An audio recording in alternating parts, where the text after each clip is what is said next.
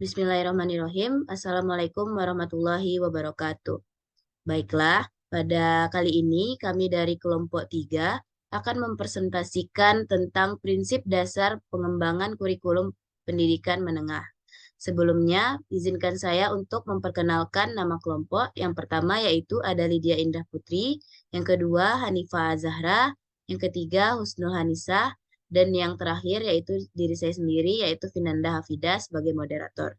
Baiklah, langsung saja kita masuki pada presentasi pertama, yaitu kepada Hanifah Zahra. Kepada Hanifah Zahra dipersilahkan. Baik, sebelumnya terima kasih kepada moderator atas waktunya. Di sini saya Hanifah Zahara dengan kode NIM 204060 akan menjelaskan mengenai pengertian prinsip pengembangan kurikulum dan macam-macam sumber pengembangan kurikulum. Yang pertama yaitu pengertian prinsip pengembangan kurikulum.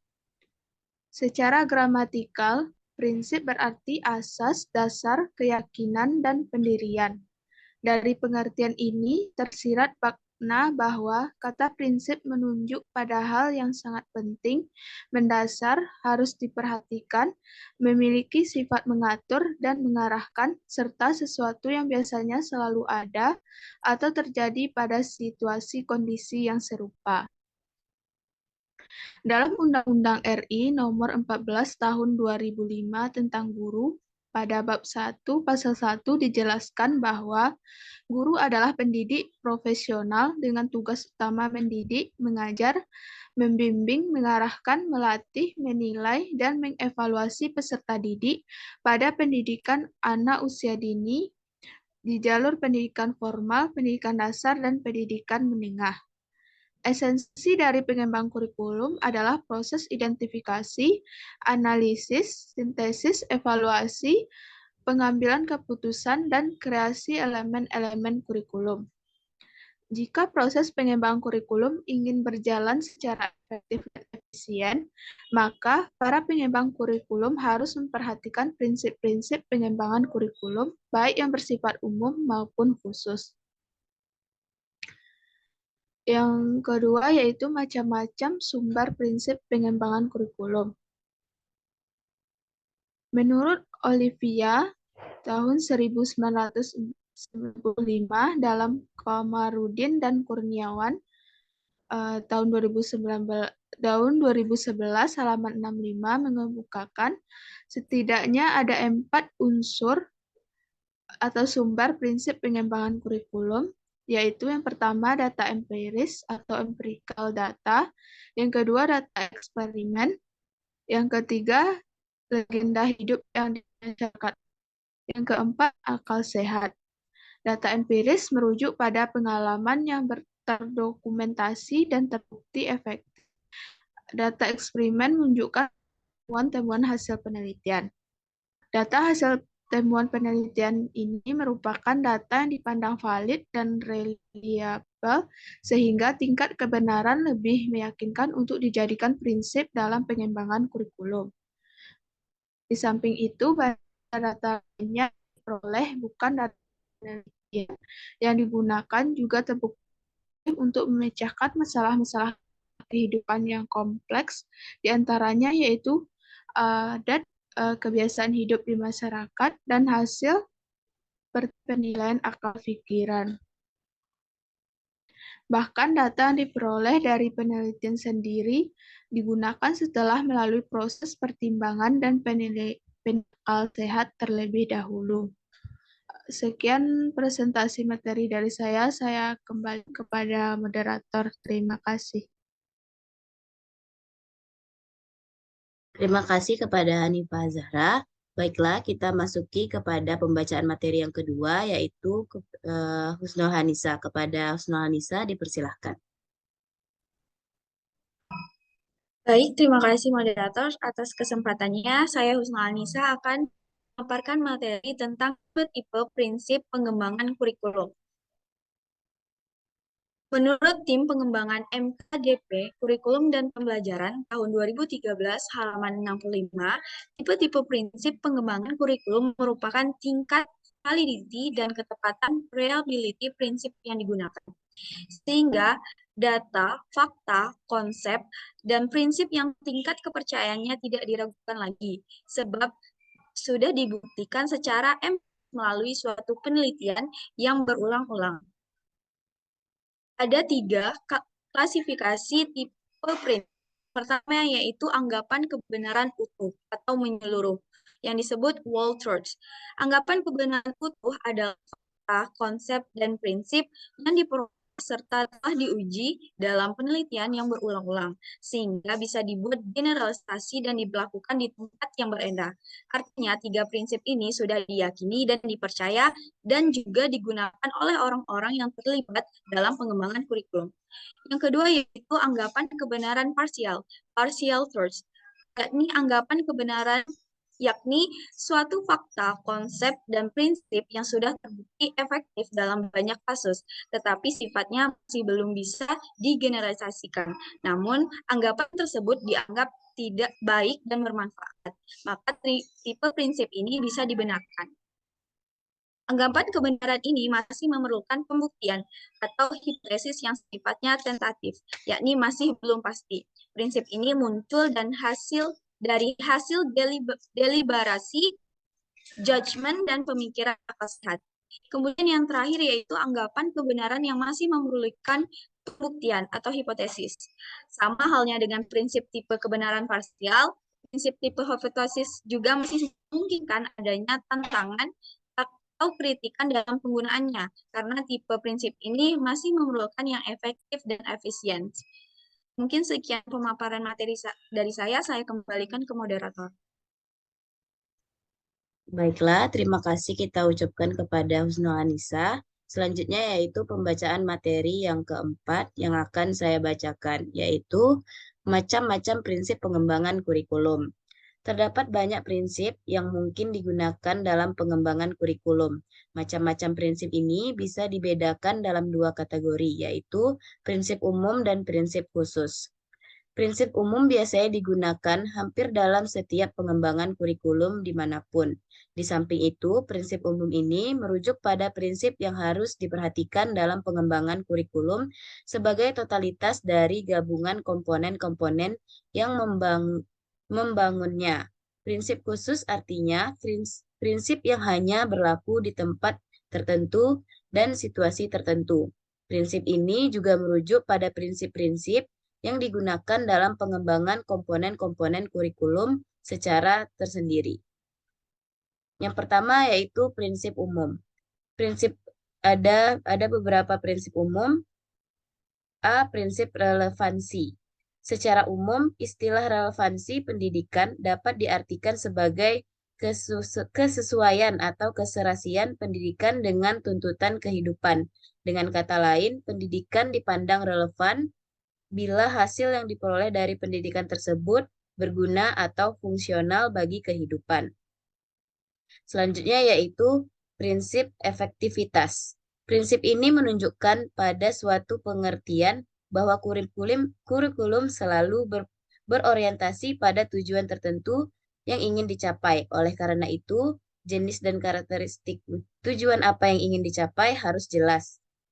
Selanjutnya yaitu prinsip efisiensi. Prinsip efisiensi suatu usaha pada dasarnya merupakan perbandingan antara hasil yang dicapai atau output dan usaha efisiensi dalam kegiatan pendidikan. Misalnya efisiensi waktu, tenaga, peralatan, sarana, biaya, dan sebagainya. Selanjutnya yaitu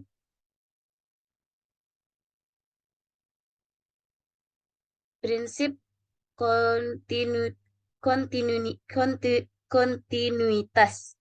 Prinsip kontinuitas atau kesinambungan dimaksudkan saling hubungan antara beberapa tingkat pendidikan, jenis program pendidikan, dan bidang studi. Artinya, menyusun kurikulum tingkat satuan pendidikan hendaknya dipertimbangkan sebagai berikut, yaitu yang pertama, keseimbangan antara berbagai tingkat sekolah.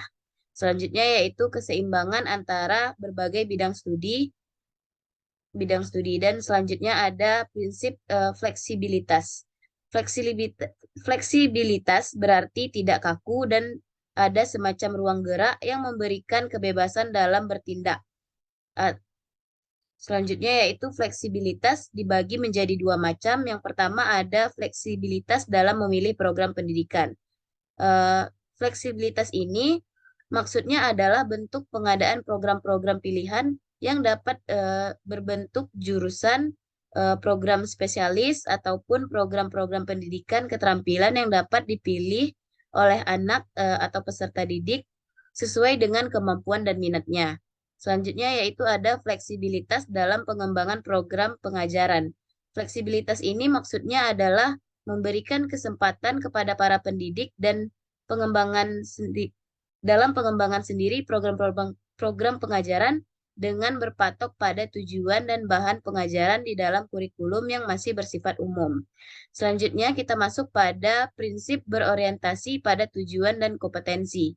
Tujuan yang dimaksud merupakan sesuatu yang ingin dicapai dalam pendidikan. Tujuan pendidikan harus mencakup semua aspek perilaku peserta didik, baik dalam domain kognitif, afektif, maupun psikomotor. Kompetensi adalah perpaduan pengetahuan, keterampilan, sikap, dan nilai-nilai yang direfleksikan dalam pola berpikir dan pola bertindak. Ciri utama prinsip ini adalah digunakannya pemikiran yang sistematik dan juga sistemik ya di dalam pengembangan kurikulum. Oleh karena itu, langkah pertama yang harus dilakukan oleh pengembangan kurikulum adalah menetapkan standar kompetensi kurikulum. Selanjutnya yaitu prinsip sinkronisasi. Kurikulum harus dikembangkan dengan mengusahakan agar semua kegiatan kurikuler, ekstrakurikuler, dan kokurikuler, serta pengalaman belajar lainnya dapat serasi, seimbang, searah, dan setujuan. Jangan sampai terjadi suatu kegiatan kurikuler yang menghambat dan berlawanan, serta mematikan kegiatan-kegiatan kurikuler lainnya, termasuk dengan kegiatan ekstra dan kokurikuler. Selanjutnya yang kedua ada prinsip khusus. Prinsip khusus berkenaan dengan prinsip yang hanya berlaku di tempat tertentu dan situasi tertentu. Media berasal dari bahasa Latin yaitu medius, yang secara harfiah berarti tengah, perantara, atau pengantar. Dalam bahasa Arab, media adalah perantara atau pengantar pesan dari pengirim kepada penerima pesan. Ada beberapa prinsip yang lebih khusus dalam pengembangan kurikulum. Prinsip ini berkenaan dengan penyusunan tujuan atau pengalaman belajar dan penilaian. Yang pertama yaitu ada prinsip tujuan kurikulum. Prinsip ini menjadi tujuan pusat kegiatan dan arah semua kegiatan pendidikan. Yang kedua yaitu prinsip isi kurikulum. Prinsip ini menunjukkan isi kurikulum harus mencerminkan falsafah dan dasar suatu negara. Terus isi kurikulum harus diintegrasikan dan dan karakter building. Selanjutnya, isi kurikulum harus mengembangkan cipta, rasa, karsa, dan karya agar peserta didik memiliki mental, moral, budi pekerti yang tinggi dan keyakinan agamanya. Cerdas, terampil, serta memiliki fisik yang sehat dan kuat. Selanjutnya yaitu isi kurikulum harus mempersiapkan sikap dan mental peserta didik untuk dapat mandiri dan bertanggung jawab dalam masyarakat. Selanjutnya, isi kurikulum harus memadukan teori dan praktik. Lalu, isi kurikulum harus memadukan pengetahuan, keterampilan, sikap, dan nilai-nilai. Isi kurikulum juga harus diselaraskan dengan perkembangan ilmu, pengetahuan, dan teknologi. Selanjutnya, kita masuk pada prinsip didaktik atau metodik. Prinsip ini meliputi semua pengetahuan dan kegiatan yang diajarkan harus fungsional dan praktis. Lalu pengetahuan dan kegiatan harus diselaraskan dengan taraf pemahaman dan perkembangan siswa. Guru harus membangkitkan dan memupuk minat, perhatian, serta kemampuan peserta didik. Penyajian bahan pelajaran harus berbentuk jalinan teori dan praktik. Selanjutnya, guru harus dapat mengembangkan sikap dan nilai-nilai peserta didik penyajian bahan pelajaran harus dapat meningkatkan keimanan dan ketakwaan, serta guru perlu memberikan bimbingan dan konseling. Selanjutnya kita masuk dalam prinsip yang berkenaan dengan media dan sumber belajar.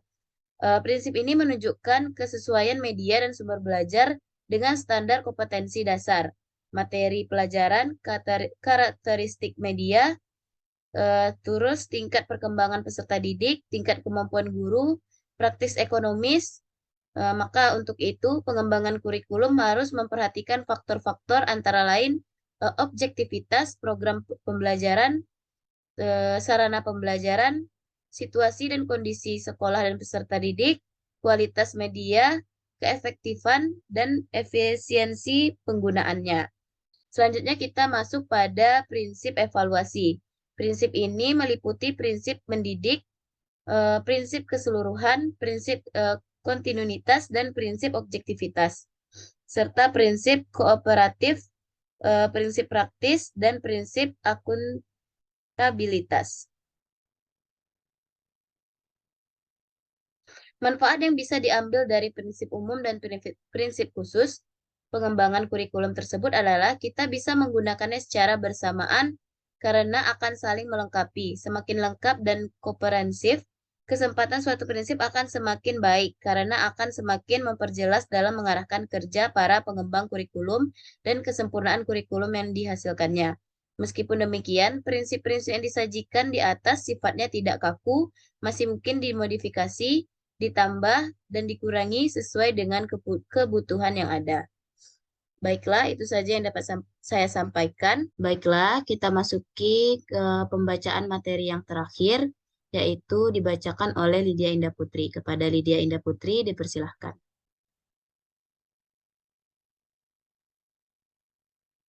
Baik, terima kasih atas waktunya moderator. Saya akan membacakan materi terakhir mengenai faktor yang mempengaruhi pengembangan kurikulum. Di sini ada 3 faktor yang mempengaruhi pengembangan kurikulum, di antaranya yang pertama perguruan tinggi. Perguruan tinggi setidaknya memberikan 2 pengaruh terhadap kurikulum sekolah. Kepala madrasah adalah padanan dari school principal yang tugas kesehariannya menjalankan principalship atau ke kepala sekolahan. Istilah kepala sekolahan mengandung makna sebagai segala sesuatu yang berkaitan dengan tugas pokok dan fungsi sebagai kepala sekolah. Yang pertama dari segi pengembangan ilmu pengetahuan dan teknologi yang dikembangkan di perguruan tinggi umum. Pengetahuan dan teknologi banyak memberikan sumbangan bagi isi kurikulum serta proses pembelajaran. Jenis pengetahuan yang dikembangkan di perguruan tinggi akan mempengaruhi isi pelajaran yang akan dikembangkan dalam kurikulum itu. Perkembangan teknologi selain menjadi isi kurikulum juga mendukung pengembangan alat bantu dan media pendidikan. Yang kedua, dari segi pengembangan ilmu pendidikan dan keguruan serta penyiapan guru-guru lembaga pendidikan tenaga kependidikan, kurikulum lembaga pendidikan tenaga kependidikan juga mempengaruhi pengembangan kurikulum, terutama melalui penguasaan ilmu dan kemampuan keguruan dari guru-guru yang dihasilkannya. Selanjutnya, masyarakat. Sekolah merupakan bagian dari masyarakat yang diantaranya bertugas mempersiapkan anak didik untuk dapat hidup secara bermartabat di masyarakat. Sebagai bagian dari agen masyarakat, sekolah sangat dipengaruhi oleh lingkungan masyarakat di tempat sekolah tersebut berada. Isi kurikulum hendaknya mencerminkan kondisi masyarakat, penggunaan serta upaya memenuhi kebutuhan dan tuntutan mereka. Masyarakat yang ada di sekitar sekolah mungkin merupakan masyarakat yang homogen atau heterogen. Hal ini karena sekolah tidak hanya sekedar mempersiapkan anak untuk selesai sekolah, tetapi juga untuk dapat hidup bekerja dan berusaha. Jenis pekerjaan yang ada di masyarakat berimplikasi pada kurikulum yang dikembangkan dan digunakan di sekolah. Yang terakhir yaitu sistem nilai. Dalam kehidupan bermasyarakat, terdapat sistem nilai, baik nilai moral, keagamaan, sosial, budaya, maupun nilai politis. Sekolah sebagai lembaga masyarakat juga bertanggung jawab dalam pemeliharaan dan pewarisan nilai-nilai positif yang tumbuh di masyarakat. Pembinaan kinerja dalam hal ini adalah adanya komunikasi kinerja yang langsung terus-menerus, di mana kepala madrasah atau sekolah dan seluruh komponennya bekerja sama untuk berbagai informasi mengenai kemajuan kerja, dan permasalahan potensial, kemungkinan solusi bagi permasalahan tersebut, serta bagaimana pimpinan dapat membantu bawahan. Ada beberapa hal yang perlu diperhatikan dalam mengakomodasi berbagai nilai yang tumbuh di masyarakat dalam kurikulum sekolah, di antaranya. Yang pertama, mengetahui dan memperhatikan semua nilai yang ada di masyarakat. Yang kedua, berpegang pada prinsip demokratis, etis, dan moral. Yang ketiga, berusaha menjadikan dirinya sebagai teladan yang patut ditiru. Yang keempat, menghargai nilai-nilai kelompok lain. Dan yang terakhir, memahami dan menerima keragaman budaya yang ada. Baiklah, sekian penyampaian materi dari saya kembalikan kepada moderator. Terima kasih saya ucapkan kepada Lydia Indah Putri. Baiklah, berakhirnya pembacaan materi dari Lydia tadi, maka berakhir pula pembacaan materi dari kelompok 3. Apabila ada kesalahan, saya mohon maaf. Wassalamualaikum warahmatullahi wabarakatuh. Waalaikumsalam warahmatullahi wabarakatuh.